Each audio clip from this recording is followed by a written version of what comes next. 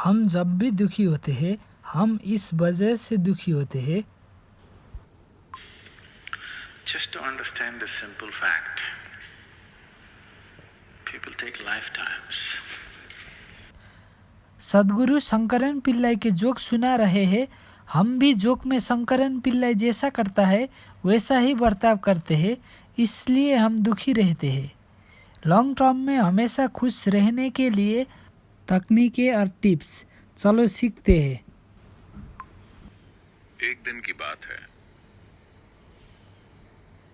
शंकरन पिल्ले अपने दोस्तों के साथ शराब पीने गया।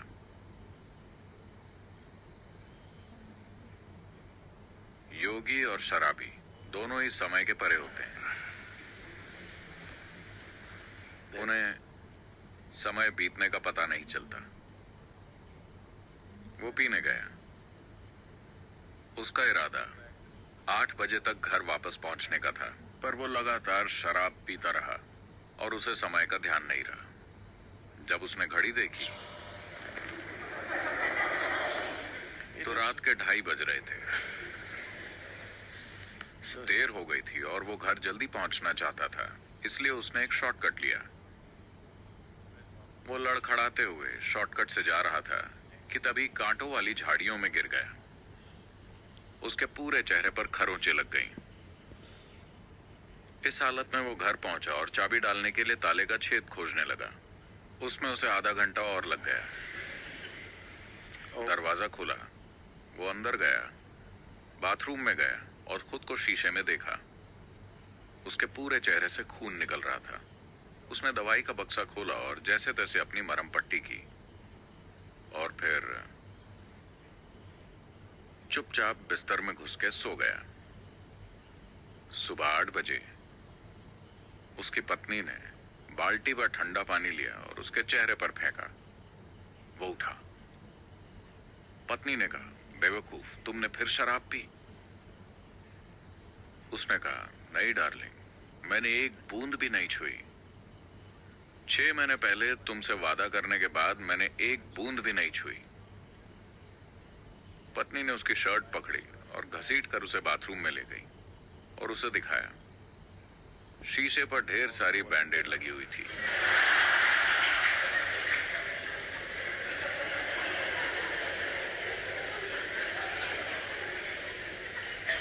ये ऐसे काम नहीं करता।